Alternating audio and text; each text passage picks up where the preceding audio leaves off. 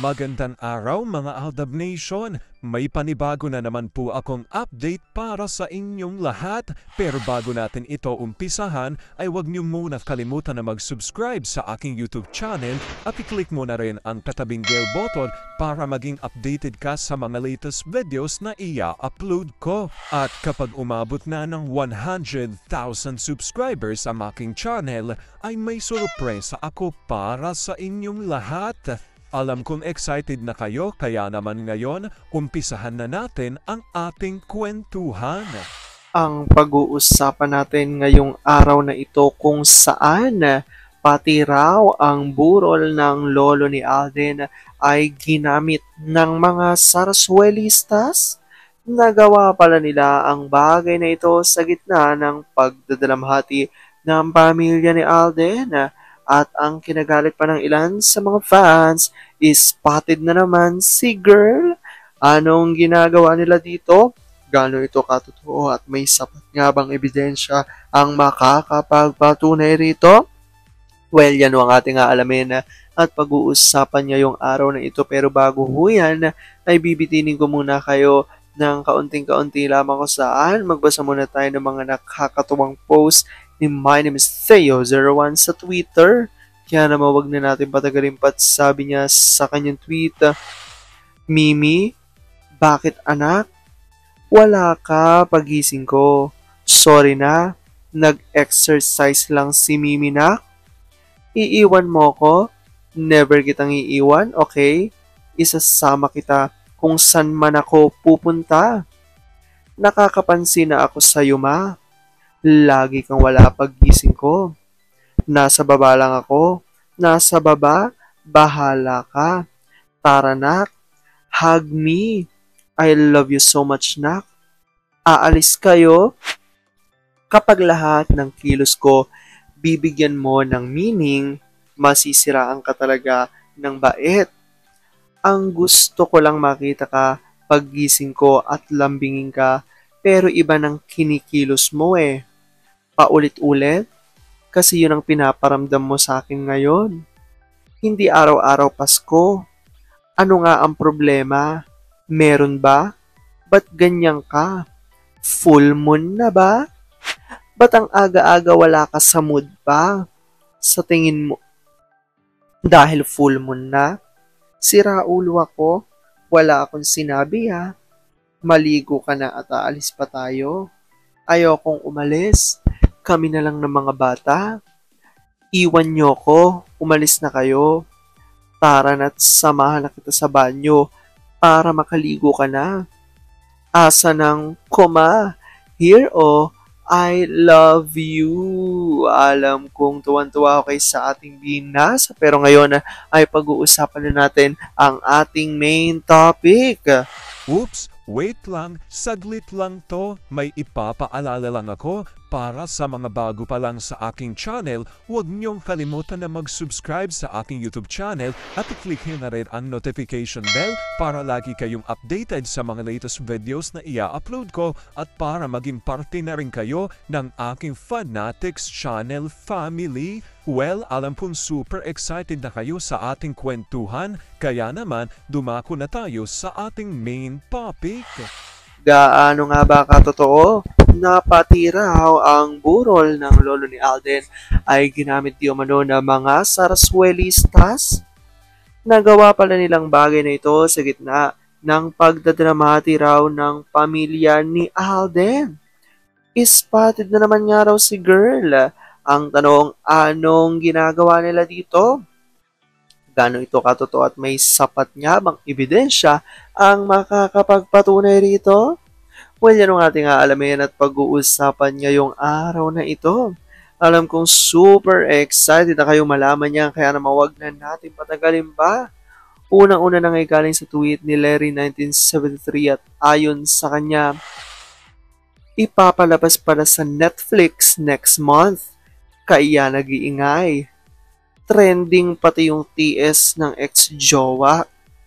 Galing talaga ng ABS-CBN. Tsaka ipapalabas yung matagal nang na-shoot na movie at solo movie ng Hi Karma. kilos na Aldab Matured Steel.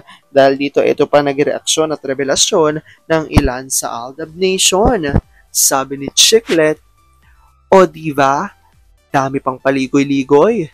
Need lang palang magpaingay ulit kasi. Yun nga lang, grabe, alang palampas. Promo pa more. Sabi ni Sonia Buenaobra, kaya pala ganoon yung motibo ni Padre kasi ipapalabas yung movie. At merong mga edit pic. Grabe, sino ba ang known sa kanyan?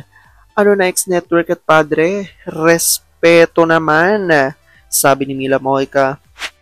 Sabi ko na nga ba may hidden agenda ang pagpunta ni at ang family niya.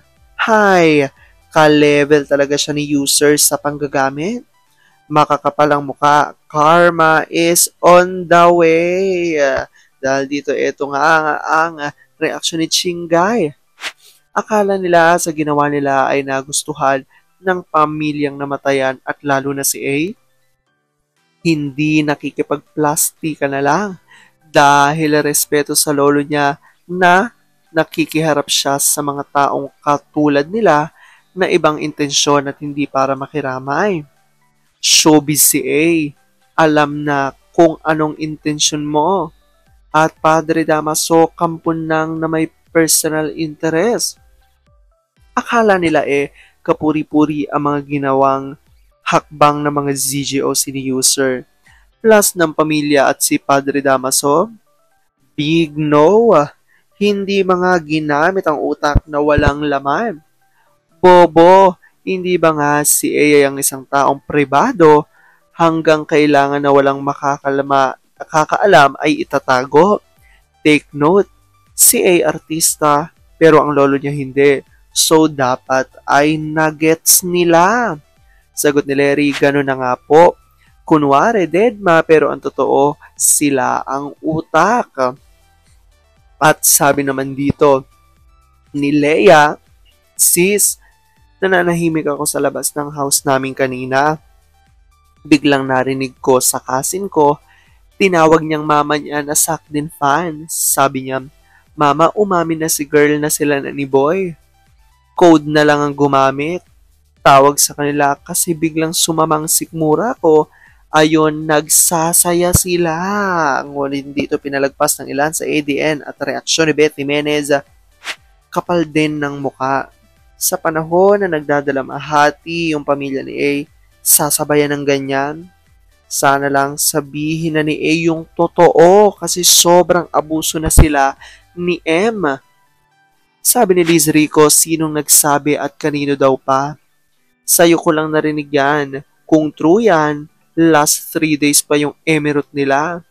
Wala akong narinig or news niyan. Please lang, kung walang basihan, nakakagulo yan. Sabi ni Funky Tiger. Talaga lang sa paglukuluksa pa talaga ng family Alden niya, isiniwalat yan? San kaya kumukha ng kapal ng mukha yung mga yan? Mga walang modo. Dapat yung mga ganyang balita di na pinapansin, umiingay lang tuloy. Sabi pa ni Chingay, wala yan, hindi totoo yan. Sa araw pa ng burol na inilabas na sila na heller, sinong tanga at bobo na maniniwala sa palabas nila.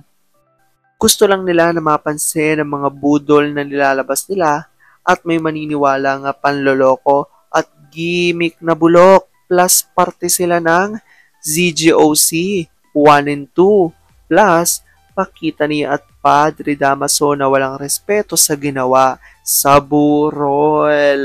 Ayan nga ang mga lumalabas ngayon na balita dahil alam naman natin na si girl nga ay nakita nga dito sa burol ng lolo ni Alden kasama pa nga ang kanyang pamilya. So ito nga ang ilan sa lumabas na balita di umano na mga nangyari dito at talaga namang maraming mga fans, especially yung mga Aldab Nation at Saktin fans ang nagkakagulo sa ngayon dahil nga sa iba't iba ang mga nagiging opinion ng bawat isa sa mga isyong lumalabas sa ngayon.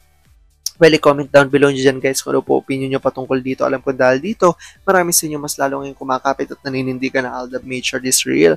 Pero sabi nga natin na kahit na ano pa man na magdesisyon, ni na Alden at Meng sa kanilang buhay, karir at buhay pag-ibig. Kailangan natin silang suportahan.